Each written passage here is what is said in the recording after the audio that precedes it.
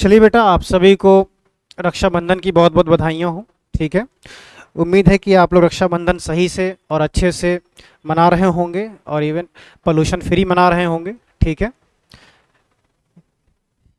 Love and care का भाई बहनों का त्यौहार है। ठीक है, तो आप लोग बेहतर तरीके से इसको मना रहे होंगे। आप सभी को फिर से एक बार शुभकामनाएं। ठीक है, माई सेल्फ मोहम्मद असद।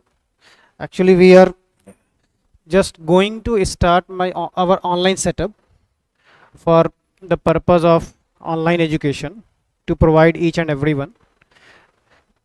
तो इसी कड़ी में हम लोग ने जो सेटअप शुरू किया है उस सेटअप का ये एक तरह का ट्रायल वर्जन भी है। जो भी कमियां होंगी आप ज़रूर कमेंट करके बताइएगा। जो भी आपको लगता हो कि इसमें और इम्प्रूवमेंट की जा सकती है वो सारी चीज़ें बताइएगा, ताकि हम कोशिश करें कि हम आपको और अच्छे से अच्छा और बेहतर से बेहतर content exam point of view से, specially foundation level, NEET level, even कुछ दिनों बाद बोर्ड लेवल भी आएगा, तो उसके पर्पज़ से भी आपकी सारी की सारी प्रॉब्लम्स को दूर किया जा सके। ठीक है, तो इस कड़ी में जो हम लोग सबसे पहला चैप्टर स्टार्ट कर रहे हैं इन रिस्पेक्ट टू बायोलॉजी, उसे हम स्टार्ट कर रहे हैं कौन सा, सेल साइकिल और सेल डिवीज़न। ठीक है, सेल साइकिल और सेल डिवीज़न की जब हम बात करते हैं तो ये क्लास 11 का 9 चैप्टर है अकॉर्डिंग टू ओल्ड एनसीईआरटी।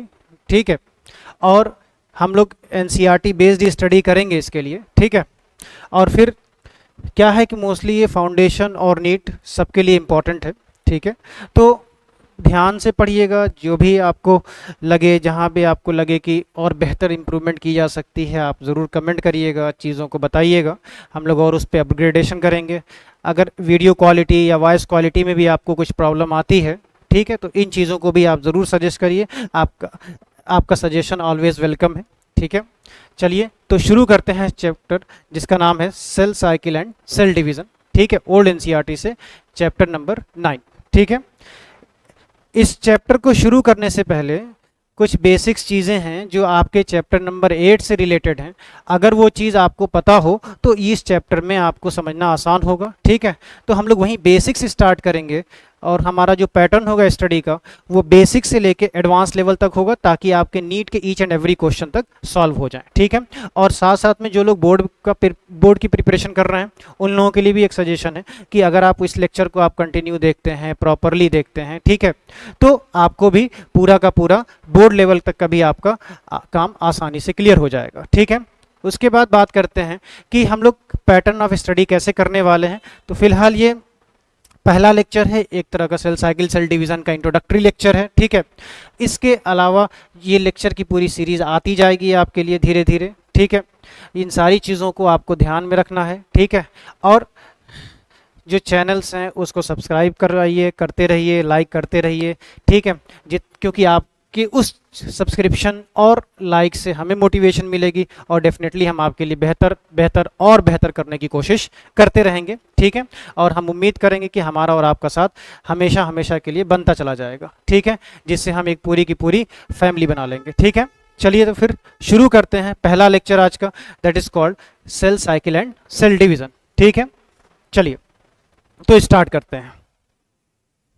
तो एक्चुअली कॉन्सेप्ट 1 जो हमारा है, this is called difference between animate and inanimate. ठीक है, जब हम बात करते हैं डिफरेंस की एनिमेट और इनएनिमेट के बीच में, तो यहाँ पे बात आती है कि ये चीज़ पहले चैप्टर में दी हुई है, एनसीईआरटी के पहले चैप्टर में, जो द लिविंग वर्ल्ड में। ठीक है, लेकिन हमें ये जानना ज़रूरी है कि what is inanimate and what is animate. ठीक है, तो जब भी हम बात करते हैं डिफरेंस की एनिमेट और इनएनिमेट के बीच में, तो एनिमेट जो होते हैं जनरली कहा जाता है कि they are living,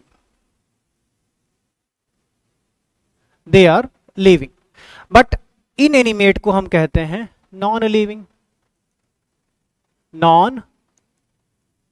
living entity. ठीक है, तो एनिमेट होते हैं लिविंग और इनएनिमेट होंगे एक्चुअली नॉन लिविंग। ठीक है, फिर जब भी हम बात करेंगे लिविंग के केस में, तो लिविंग जो होते हैं दे आर सेल, किससे बने होंगे, मेड अप ऑफ सेल, ठीक है, मेडअप ऑफ सेल से बने होंगे, ठीक है। तो सेल एक ऐसी इंटिटी है जो डिफाइन करती है कि something is inanimate and something is animate, ठीक है। तो सेल के होने से क्या होता है कि एक लिविंग और नॉन लिविंग थिंग के बीच में हम डिफरेंस क्रिएट कर सकते हैं, ठीक है। दूसरी चीज की बात करेंगे तो जब हम बात करते हैं सेल की, तो सेल के अंदर कुछ कंपोनेंट्स होने चाहिए, ठीक है। कि जैसे एग्जांपल के तौर पे मान लिया ये एक सेल है, ठीक है। तो सेल की सबसे आउटर मोस्ट बाउंड्री का नाम है सेल मेम्ब्रेन।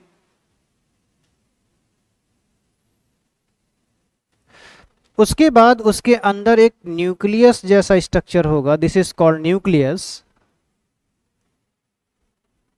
और इन दोनों के बीच में जो एरिया वैकेंट है, इस एरिया को कहा जाता है साइटोप्लाज्म, ठीक है। तो जनरली ये एक सेल के ये एक सेल है, ठीक है, कि सेल के अंदर होना क्या क्या चाहिए। तो जनरली सेल मेम्ब्रेन होनी चाहिए, साइटोप्लाज्म होना चाहिए और न्यूक्लियस होना चाहिए, ठीक है। हम आगे चल के देखेंगे कि कौन सी सेल में न्यूक्लियर मेम्ब्रेन होगी, नहीं होगी, क्या न्यूक्लियर प्रॉपर न्यूक्लियस होगा या फिर फॉल्स न्यूक्लियस होगा, हम आगे देखेंगे अभी, ठीक है। तो आगे देखते हैं कि अब बात करते हैं यहाँ पे कि कोई अगर लाइफ की कैरेक्टरिस्टिक्स को बताना हो तो क्या क्या कैरेक्टरिस्टिक्स हो सकते हैं। तो ये भी आपके चैप्टर नंबर 1 में द लिविंग वर्ल्ड में दिया हुआ है, बट यहाँ पे इसको मेंशन करना ज़रूरी है, ठीक है। तो पहला कैरेक्टरिस्टिक्स ये है कि लिविंग ऑर्गेनिज्म में क्या होती है, ग्रोथ होती है, ठीक है। अब जब हम बात करते हैं ग्रोथ की, तो इंक्रीज इन मास और इंक्रीज इन नंबर, जनरली हम इसे कहते हैं क्या, ग्रोथ, ठीक है। मास में इंक्रीज होना और नंबर में इंक्रीज होना ग्रोथ कहलाता है, ठीक है। तो मान लिया कि कोई सेल है, ये इतनी बड़ी है, ठीक है, जिसका साइज जो है मान लिया x है। सम टाइम जब ये मेच्योर हो गई, आफ्टर मेचुरेशन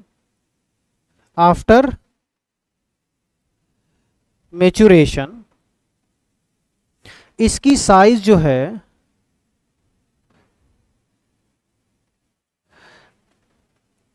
x+1 हो गई, ठीक है। तो इसका मतलब हुआ कि सेल में क्या हुई है, ग्रोथ हुई है। किस केस में हुई है, नंबर जो है यहाँ पे सेम ही है। अगर हम नंबर की बात करें, यहाँ पे नंबर क्या है, 1 है, यहाँ पे भी वही नंबर है, नंबर क्या है, 1 है। तो इस केस में सेल की ग्रोथ जो हुई है वॉल्यूम के अकॉर्डिंग हुई है। किसके अकॉर्डिंग हुई है, वॉल्यूम, ठीक है। तो यानी वॉल्यूम के अकॉर्डिंग, इसका मतलब मास भी बड़ा होगा। तो सेल की ग्रोथ हुई है मास के रिस्पेक्ट में, ठीक है। उसके बाद जब बात करेंगे दूसरे केस में कि सेल की जो ग्रोथ है नंबर में भी हो सकती है, यानी अगर कोई एक सेल है वो डिवाइड होके एक से ज्यादा सेल बना ले, एक से ज्यादा सेल बना ले, तो यहां पे क्या हुआ, यहां पे ये एक ही है, बट यहां पे नंबर कितने हो गए, 2। बात समझ में आई कि नहीं आई। तो सेल में यहां पे क्या हुआ, नंबर में ग्रोथ हो गई, ठीक है। तो ग्रोथ क्या है कि एक लाइफ की कैरेक्टरिस्टिक्स है। समझ में आ गई बात, क्लियर हुआ। इसके बाद जब बात करते हैं ग्रोथ के अलावा, तो दूसरी कैरेक्टरिस्टिक्स है, दूसरा कैरेक्टरिस्टिक्स है दैट इज कॉल्ड रिप्रोडक्शन का, रिप्रोडक्शन का। जब हम बात करते हैं रिप्रोडक्शन का, तो रिप्रोडक्शन का मतलब होता है कि organism make their own copy, make their own copy, ठीक है। अपने जैसी स्पीशीज ऑर्गेनिज्म जो होंगे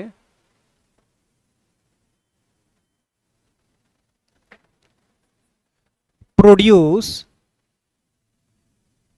इट्स ओन स्पीशीज, ठीक है।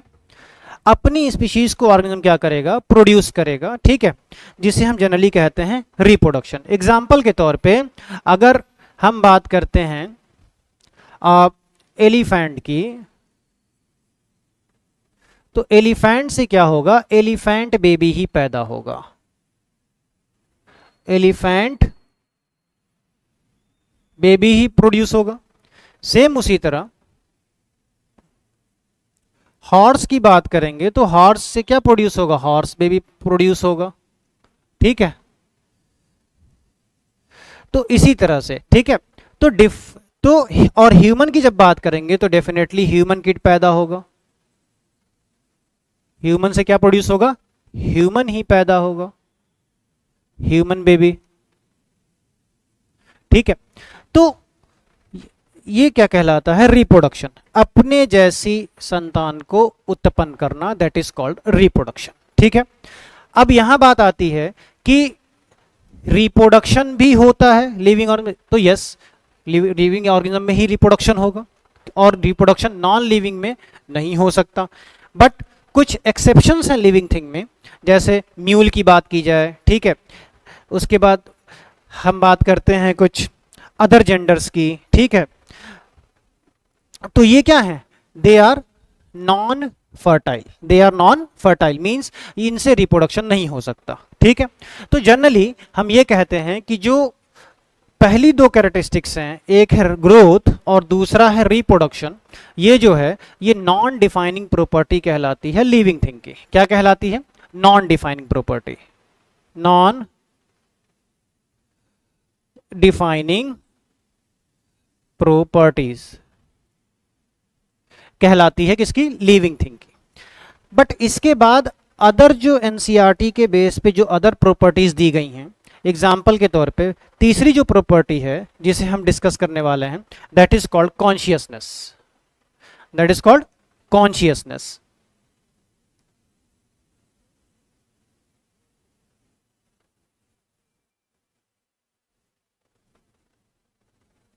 कॉन्शियसनेस, ठीक है।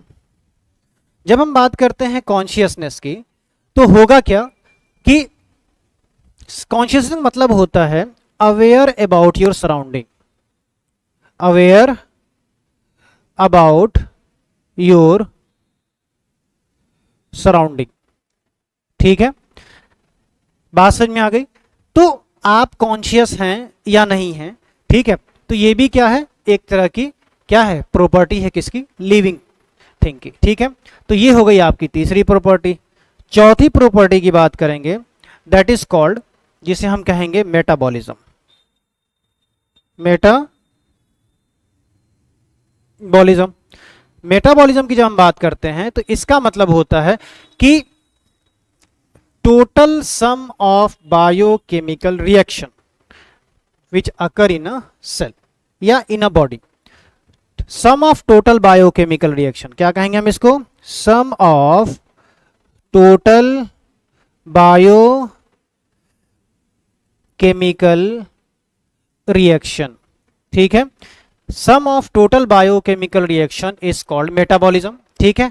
अब ये जो रिएक्शंस हैं, डेफिनेटली आप ये जानते हैं, आपने केमिस्ट्री में ही पढ़ा होगा जनरली, कि या तो रिएक्टेंट से प्रोडक्ट बनेगा या तो प्रोडक्ट से क्या बन जाएगा, प्रोडक्ट का डिकम्पोजिशन हो जाएगा, ठीक है। तो मतलब क्या निकला कि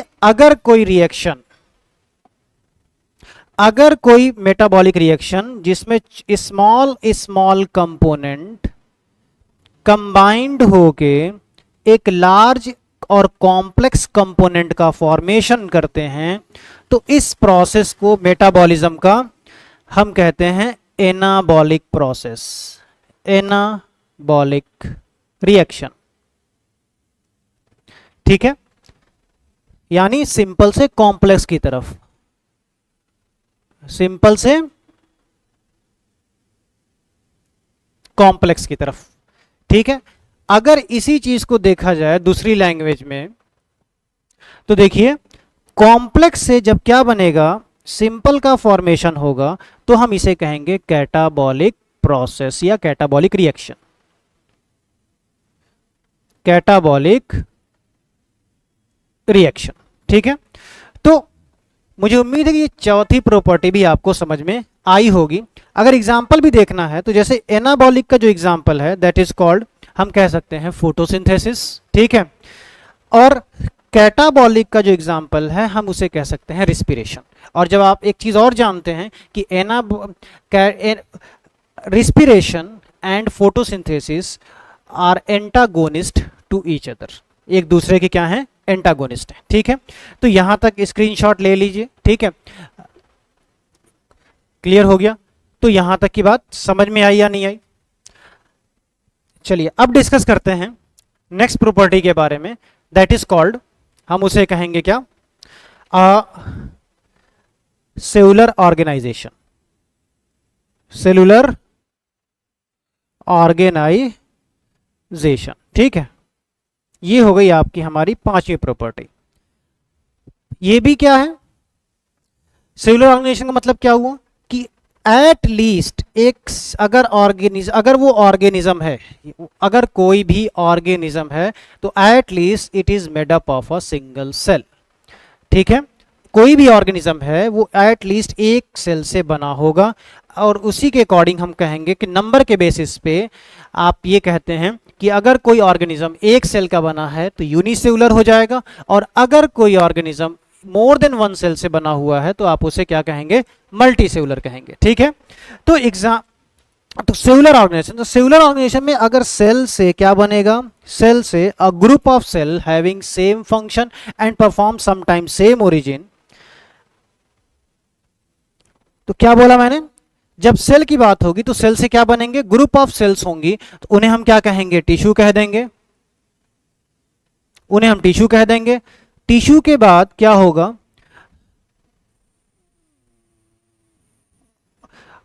ऑर्गन बनेगा, ऑर्गन से क्या बनेगा, ऑर्गन सिस्टम बनेगा,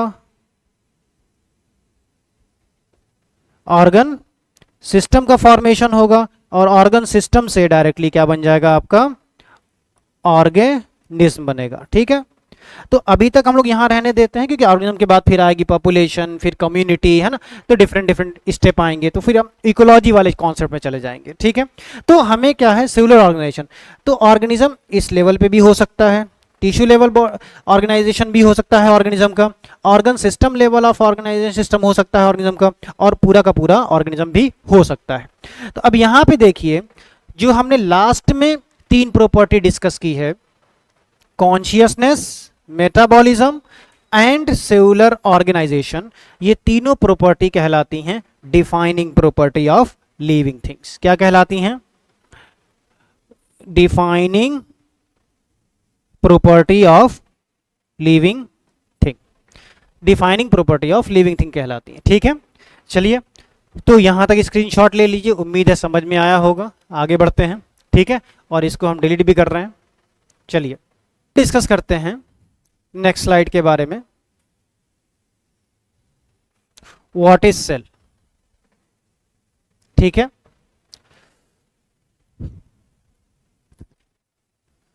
तो जब भी हम बात करेंगे सेल के बारे में कि सेल क्या होती है, तो हमारी एनसीईआरटी लिखती है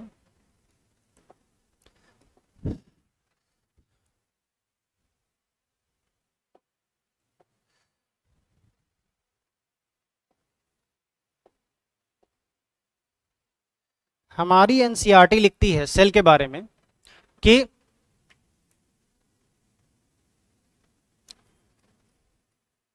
स्ट्रक्चरल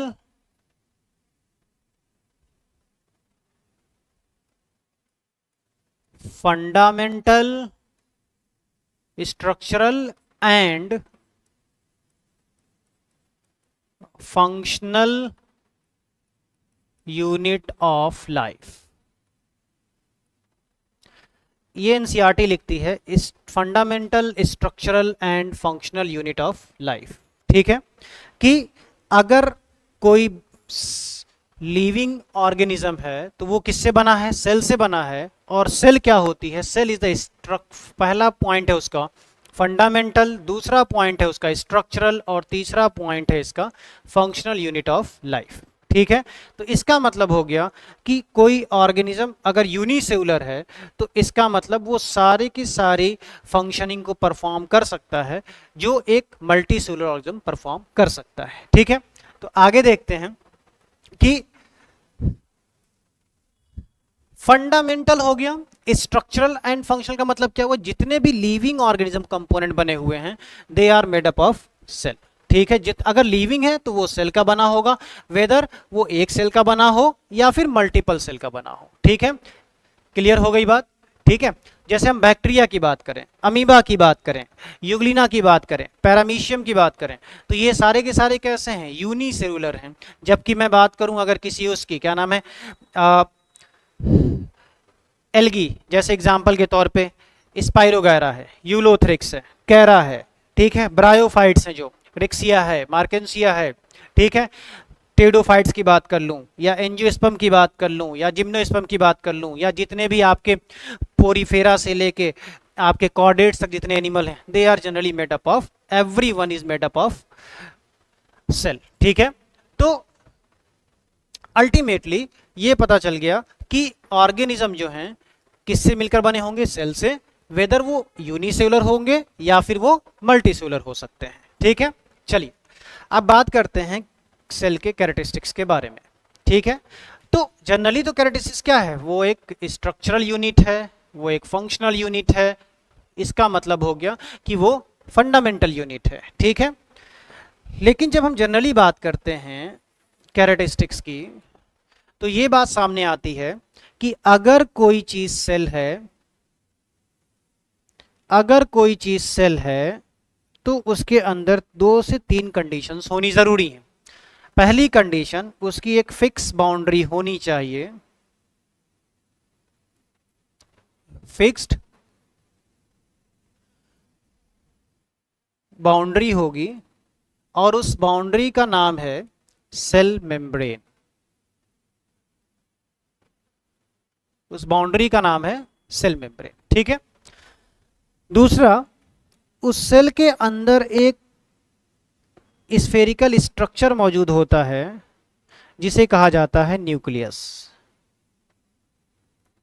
ठीक है, और उसके बाद इसके अंदर जो सारा एरिया मौजूद आपको दिखाई देगा, ये सारा एरिया, ठीक है,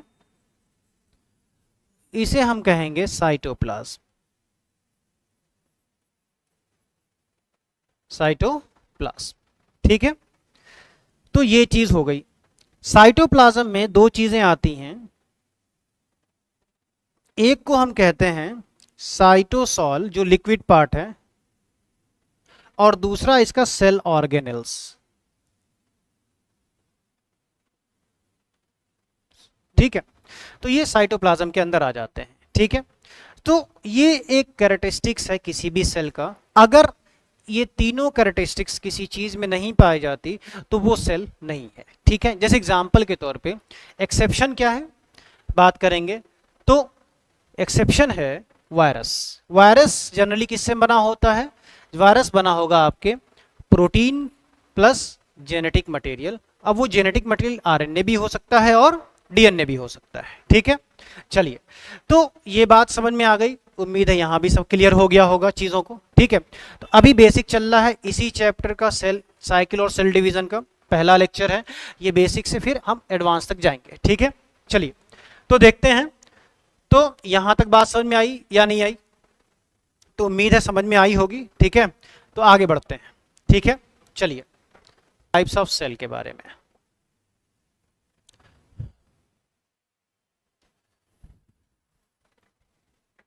अब डिस्कस करेंगे अपन टाइप ऑफ सेल के बारे में।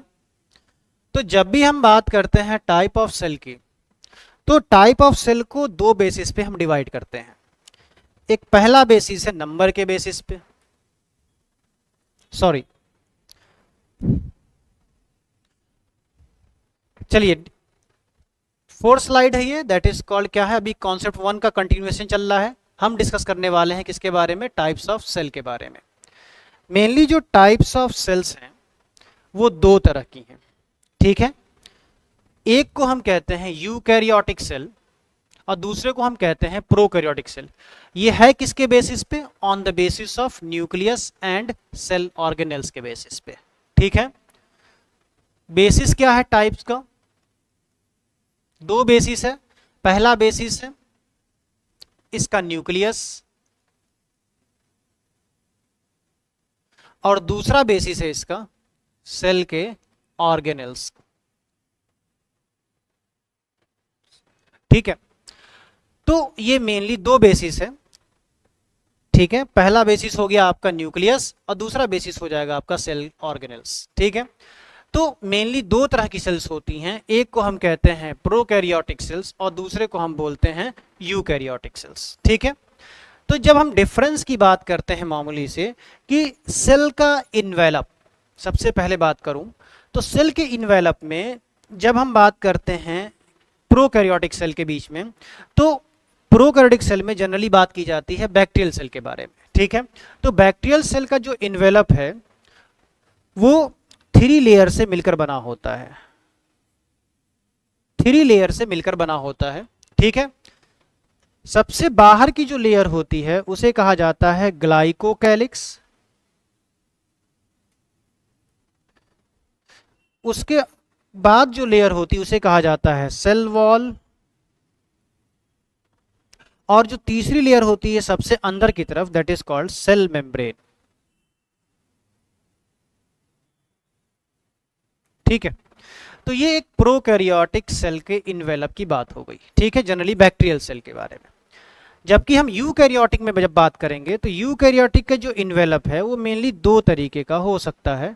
अगर वो प्लांट सेल है, क्या है वो, प्लांट सेल, तो उसमें दो लेयर होंगी, एक होगी outermost that is called cell wall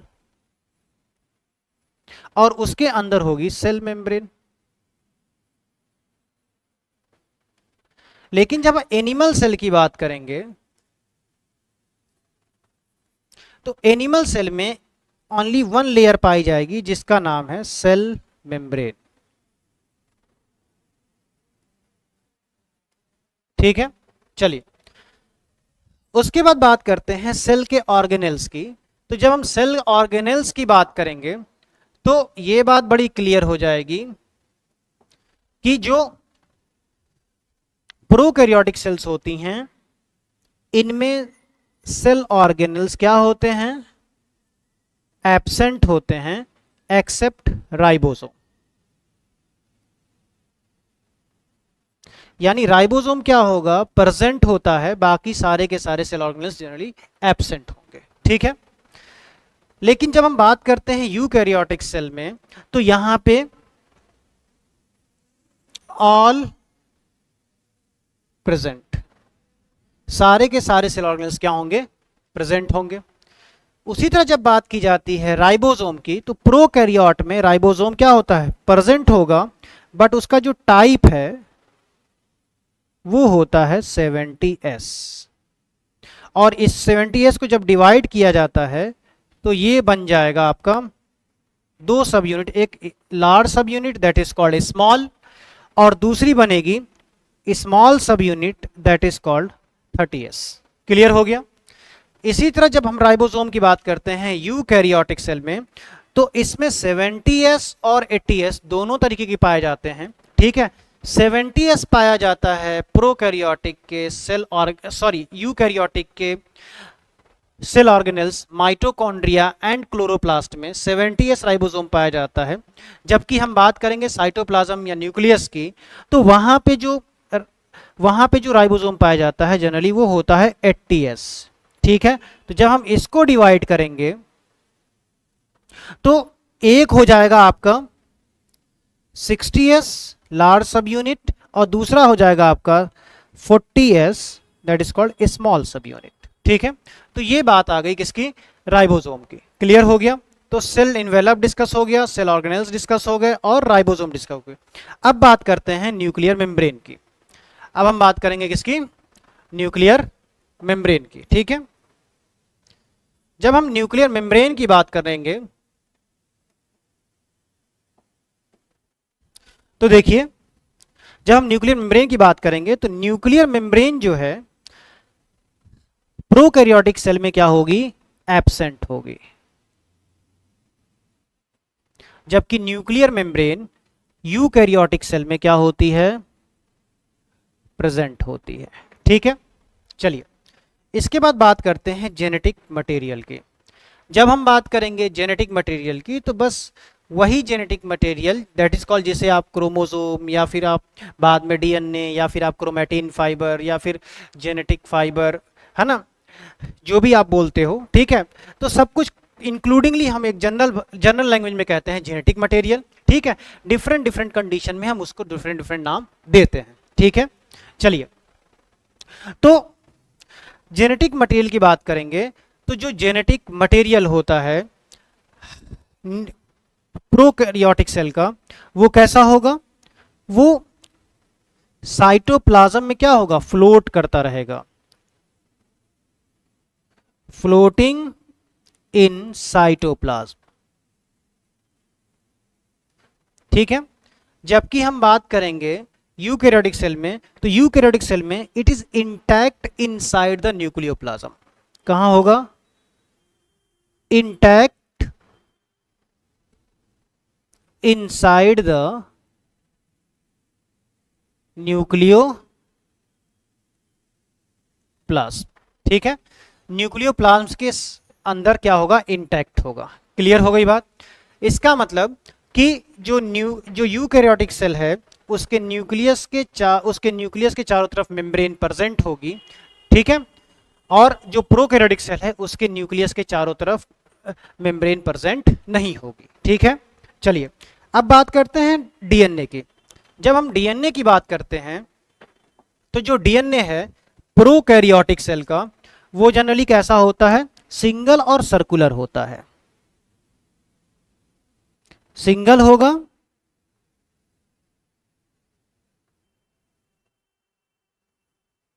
circular होगा, ठीक है।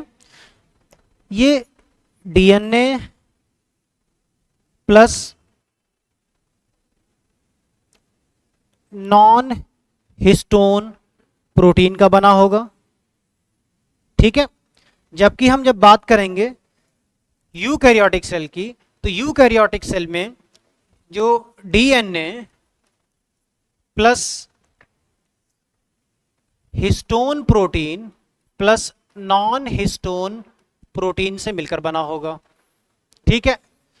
अब इस केस में देखा जाए तो डीएनए का जो नेचर होता है वो होता है एसिडिक, जबकि हिस्टोन प्रोटीन का जो नेचर होता है वो होता है बेसिक, और नॉन हिस्टोन प्रोटीन का जो नेचर होगा वो भी होता है एसिडिक। लेकिन जब हम बात करते हैं प्रोकैरियोटिक जीनोम की, तो यहां पे नॉन हिस्टोन प्रोटीन का जो नेचर है वो होता है बेसिक। बात समझ में आई कि नहीं आई, ठीक है। तो यहां तक क्लियर हो गया बात समझ में। तो ये कुछ डिफरेंसेस थे जो मैंने आपको डिस्कस कर दिए हैं, ठीक है। एक और चीज है कि जब हम यूकैरियोटिक डीएनए की बात करेंगे तो यहां का जो डीएनए होता है वो होता है लीनियर। कैसा होता है डीएनए, लीनियर होता है, ठीक है। बात समझ में। जबकि ऐसा प्रोकैरियोट में नहीं होता, प्रोकैरियोट में कैसा होता है, सर्कुलर हो जाएगा। क्लियर हो गई बात। अब एक चीज और डिफरेंस है कि प्रोकैरियोटिक सेल में जीनोमिक डीएनए के अलावा एक एक्स्ट्रा जीनोम भी पाया जाता है जिसे हम प्लाज्मिड डीएनए या फिर एक्स्ट्रा क्रोमोसोमल डीएनए कहते हैं। बात समझ में आ गई। अब ये सारी चीजें आपने सेल वाले चैप्टर में बिल्कुल पढ़ी होंगी, ठीक है। चलिए, यहां तक समझ में आ गया। एक बार आप स्क्रीनशॉट ले लो इसका, ठीक है। तो इसके बाद आगे बढ़ते हैं, ठीक है, कर लो एक बार। उम्मीद है ले लिया। डिस्कस करते हैं cell theory and its modification. हमें और आपको सबको पता है कि जो सेल थियरी दी गई थी वो दी गई थी किसके थ्रू, सेल थियरी की दी गई थी 1838 और 1839 के बीच में, ठीक है, यानी बैक टू बैक, और दोनों को कंबाइंड किया गया था और फिर 1838 1839 बताई जाती है, ठीक है, ऐसा एनसीईआरटी कहती है और यही सही भी है। दूसरी चीज क्या है कि जो सेल थियरी देने वाले जो साइंटिस्ट थे उनका एक का नाम था श्लीडन और दूसरे का नाम था श्वान।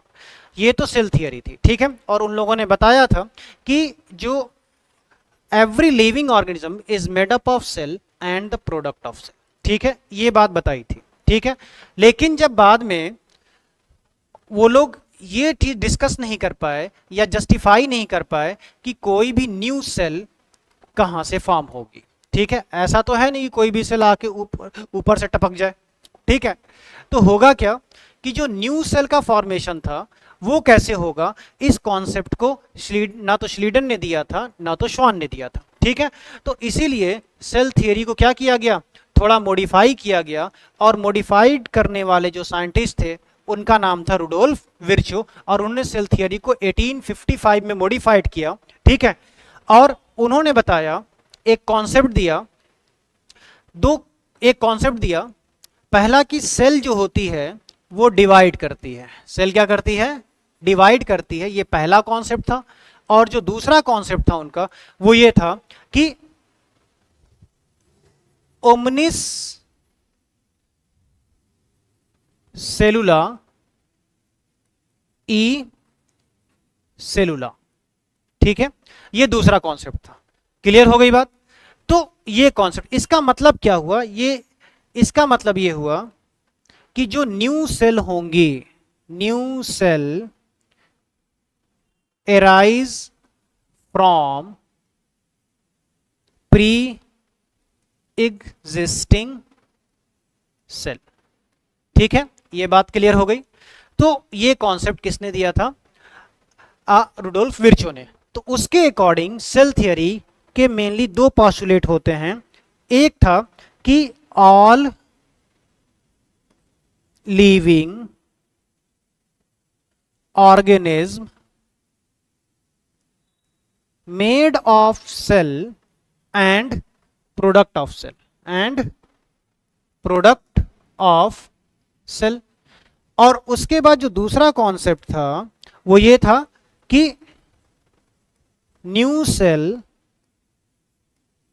arise from pre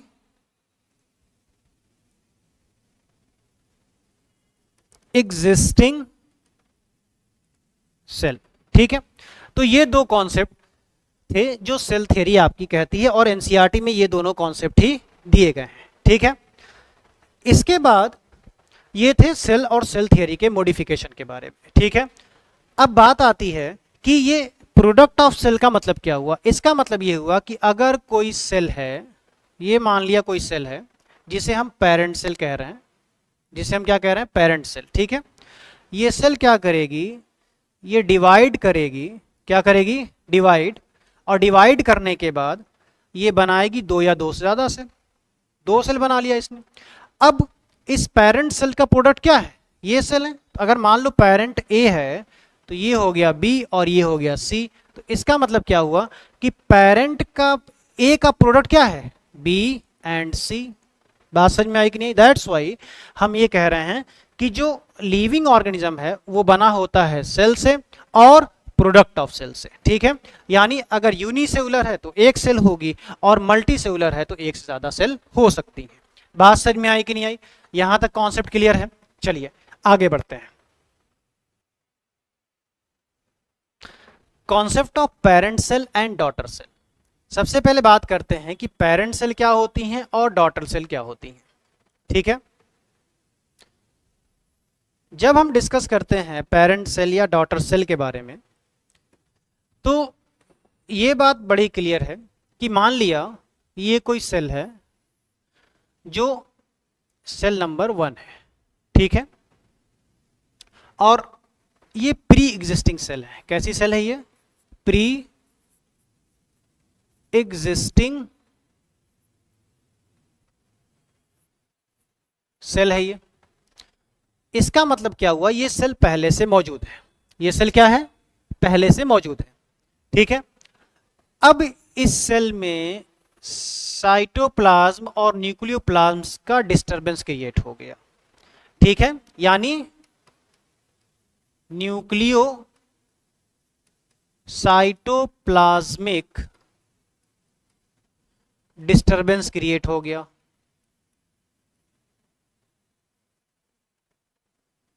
डिस्टरबेंस आ गया, जिसकी वजह से अब इस सेल के अंदर का जो मटेरियल है वो एक सेल के अंदर एकोमोडेट नहीं कर सकता, नहीं रह सकता, ठीक है।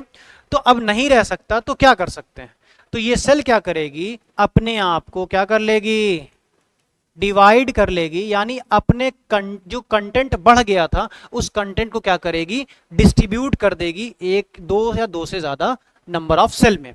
तो जब डिस्ट्रीब्यूट करेगी तो मान लिया कि अगर 2 सेल में करती है तो उसका कितने सेल बनेंगे, 2 सेल बन जाएंगे। तो मान लो ये नंबर 2 है और ये नंबर 3 है। तो हुआ क्या, और इसे हम कहेंगे क्या, प्रोडक्ट ऑफ सेल। इसे हम क्या कहेंगे, प्रोडक्ट ऑफ सेल कहेंगे। तो इसका मतलब जो प्री एग्जिस्टिंग सेल है उसे हम कहेंगे क्या, पेरेंट सेल, और जो प्रोडक्ट ऑफ सेल है वो कहलाएगी क्या, आपकी डॉटर सेल। समझ में आई बात कि नहीं आई, ये कॉन्सेप्ट क्लियर हुआ कि नहीं हुआ, कि which one is parent and which one is daughter. ठीक है, कई बार डॉटर सेल को प्रोजनी सेल भी कहा जाता है, डॉटर सेल को क्या कहा जाता है, प्रोजनी भी कहा जाता है। ठीक है, तो कंफ्यूज नहीं होना है, इसे हम ऑफ स्प्रिंग भी कह सकते हैं, इसे हम ऑफ स्प्रिंग भी कह सकते हैं। ठीक है, तो ये चीज क्लियर हो गई है ना।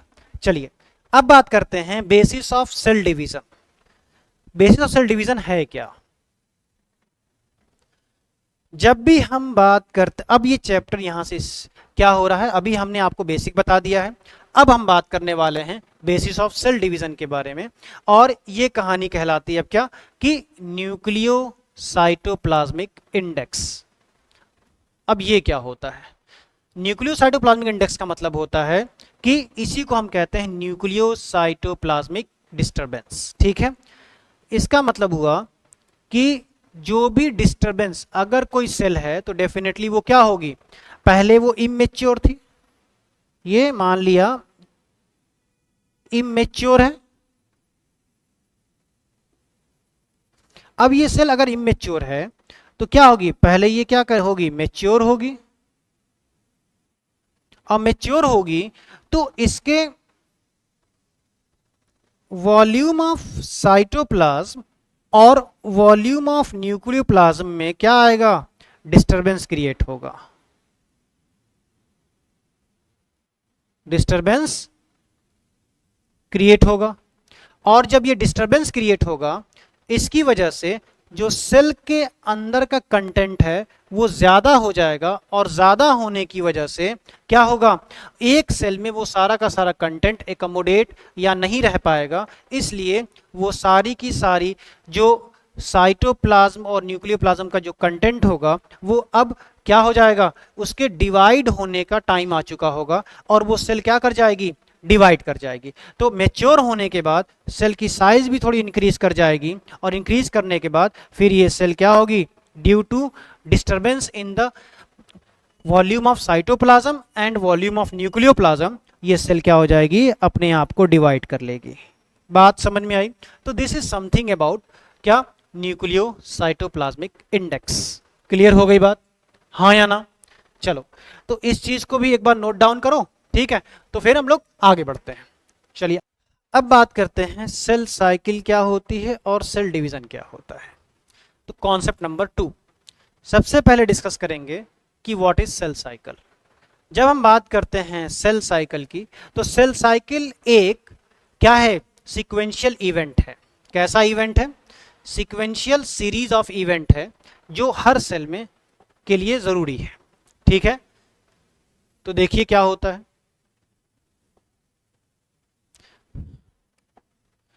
मान लिया कोई सेल है, ठीक है, अब ये सेल क्या होगी, मेच्योर होगी, मेच्योर होगी तो ग्रो करेगी, ग्रो करेगी और मेच्योर हो जाएगी, बिकम मेच्योर। मेच्योर होने के बाद क्या होगा, इस सेल का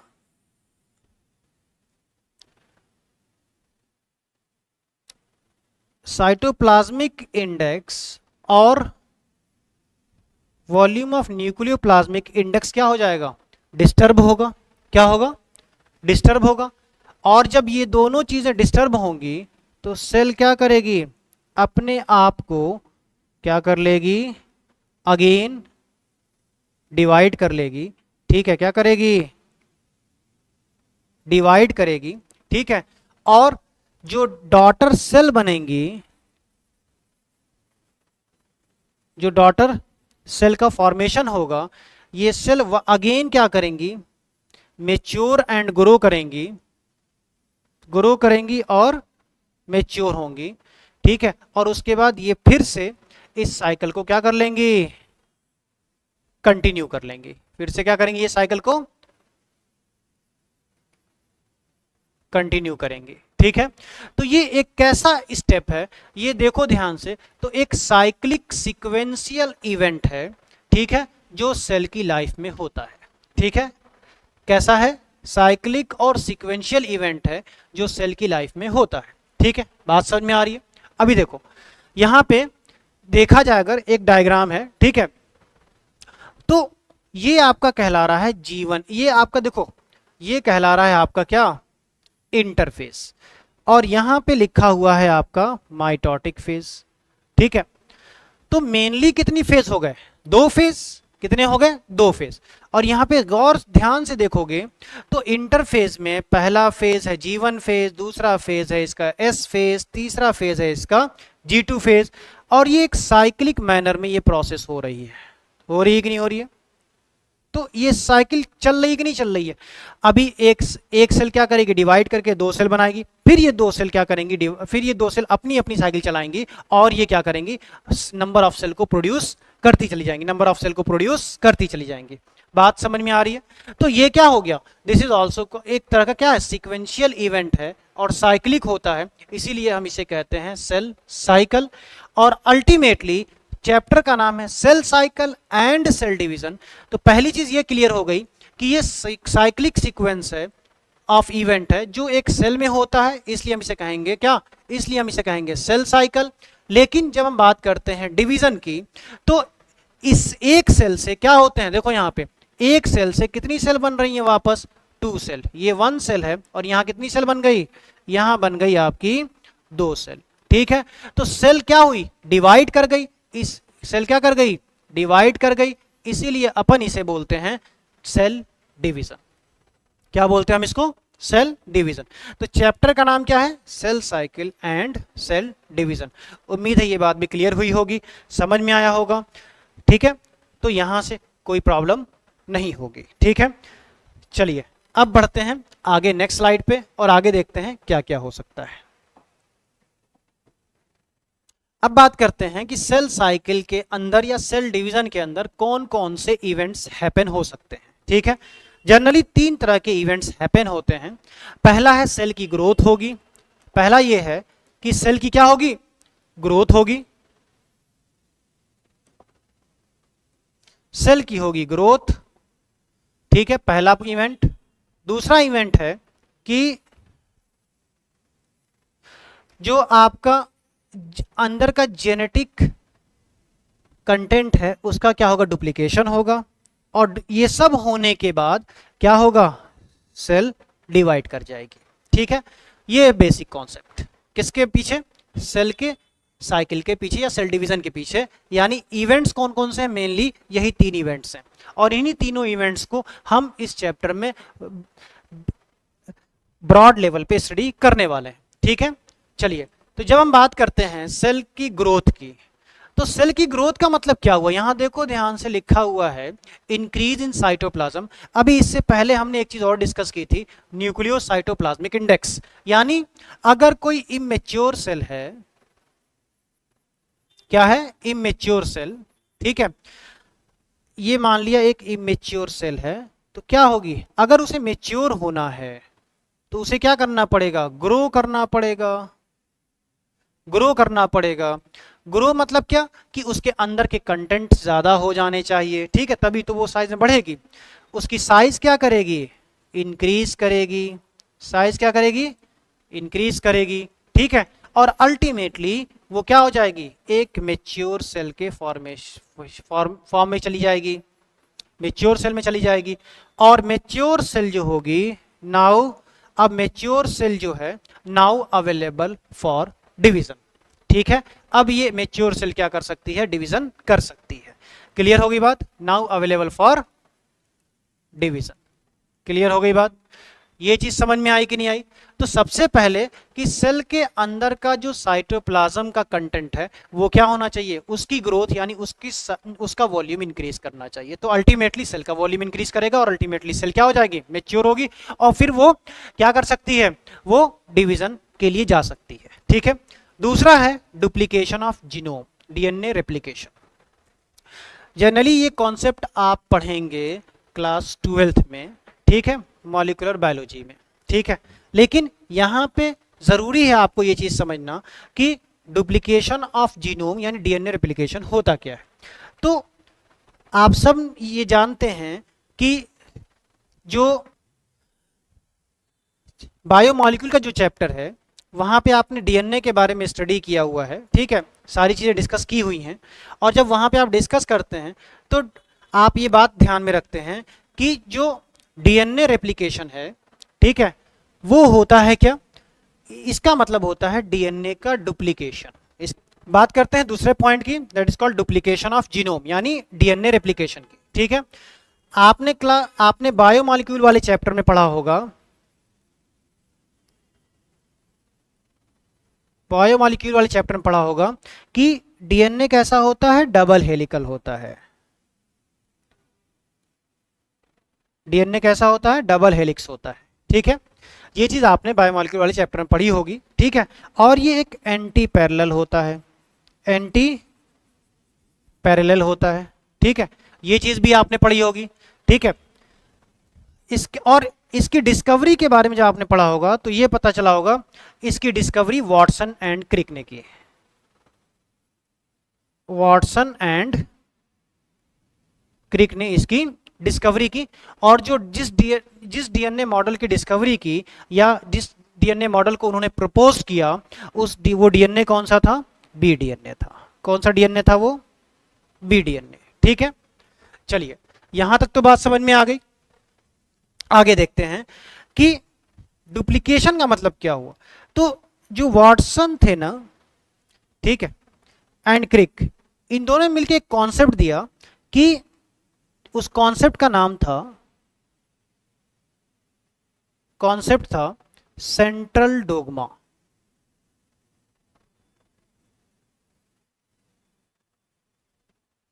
सेंट्रल डोग्मा, ठीक है। सेंट्रल डोग्मा का कॉन्सेप्ट कहता है कि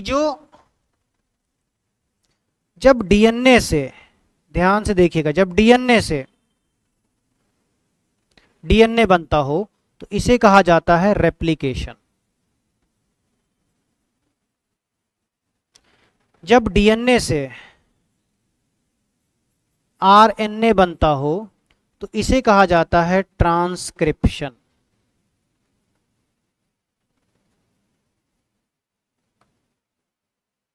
लेकिन जब आरएनए से आरएनए बनता हो तब भी कहा जाता है रेप्लिकेशन।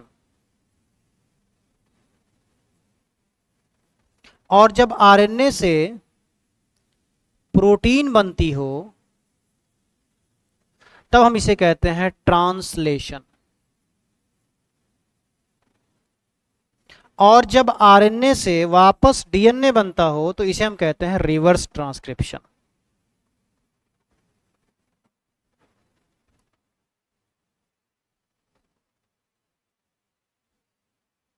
ठीक है, तो ये कॉन्सेप्ट है सेंट्रल डोग्मा का। ठीक है, तो यानी क्या हुआ कि अगर एक सेल के अंदर क्या है, डीएनए है, तो वो डीएनए क्या होना चाहिए, पहले डुप्लीकेट होगा, डुप्लीकेट इन द सेंस उसका रेप्लिकेशन होगा, तब उसके बाद वो सेल क्या होगी, डिवाइड होगी। बात समझ में आ गई। तो ये था दूसरा कॉन्सेप्ट, डुप्लीकेशन ऑफ जीनोम या डीएनए रेप्लिकेशन।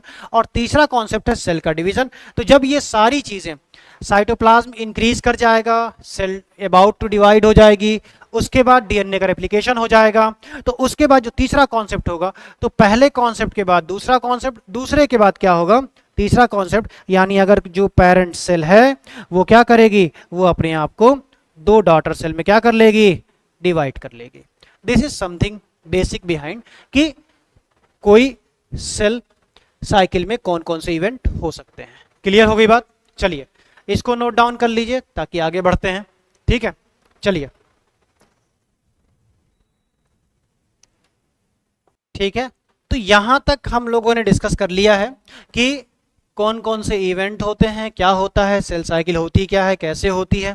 एक सबसे बड़ी बात यह है कि एक चीज़ और डिस्कस करने वाली है कि ये जो सारी की सारी प्रोसेस हो रही हैं, जो सेल साइकिल में जो भी इवेंट हो रहे हैं, ये सारे के सारे इवेंट जो हैं ये कैसे हैं, ये अंडर कंट्रोल्ड हैं। कैसे इवेंट हैं ये सारे के सारे इवेंट जो हैं, ये जितने भी इवेंट यहाँ पे हो रहे हैं, ये सारे के सारे अंडर कंट्रोल्ड हैं। ठीक है, इस बात का आपको ख्याल होना चाहिए। ठीक है, ये सारे के सारे इवेंट कैसे हैं,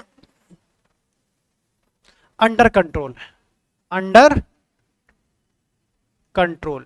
ठीक है, और अंडर कंट्रोल का मतलब अंडर इन रेगुलेशन में है। किस में है, रेगुलेशन में है, रेगुलेशन में। ठीक है, इसका मतलब क्या हुआ कि जगह जगह पे सेल साइकिल के अंदर जगह जगह पे हर इवेंट्स के बाद एक चेक पॉइंट्स मौजूद होगा। वो चेक पॉइंट्स क्या करेगा, चेक करेगा कि जो प्रीवियस ईयर प्रीवियस जो इवेंट हुआ है उसमें सारी चीजें प्रॉपरली हुई हैं या नहीं हुई हैं। अगर हुई हैं तो चेक पॉइंट क्या होगा कि सेल प्रोसीड करेगी नेक्स्ट फेज में, और अगर नहीं हुआ है तो सेल वहीं पे क्या हो जाएगी, अरेस्ट हो जाएगी। ठीक है, ये जस्ट उसी तरह का है जिस तरह से टोल नाके या टोल नाके पे काम होता है। ठीक है, कि अगर गाड़ियां सही हैं तो आगे भेज दी जाएंगी, टोल नाका क्रॉस कर जाएगा, और अगर नहीं सही हैं तो उसके लिए क्या कर सकते हैं, या तो उसे जब्त कर लिया जाएगा या तो उसे वापस भेज दिया जाएगा। समझ में आया? तो नेक्स्ट लेक्चर में हम लोग स्टार्ट करेंगे कॉन्सेप्ट चेक पॉइंट्स या सेल डिवीजन, या फिर उससे पहले हम लोग डिस्कस कर लेंगे कि कौन कौन से फेजेस होते हैं सेल साइकिल और सेल डिवीजन में। फिर उसके बाद हम लोग डिस्कस करेंगे चेक पॉइंट्स के बारे में जो रेगुलेट करता है कंप्लीट सेल साइकिल और सेल डिवीजन को, प्रोसेस को। ठीक है, तो उम्मीद है ये लेक्चर समझ में आया होगा आप लोगों को बेहतर तरीके से। जो भी इसमें कुछ अगर कहीं स्किप हुआ होगा तो उसके बारे में आप लोग कमेंट करके ज़रूर बताइएगा। ठीक है, हम लोग और बेहतर तरीके से इसको बेहतर करने की कोशिश करेंगे। ठीक है, all the best for your all type of examination. Thank you all and happy Rakshabandhan again.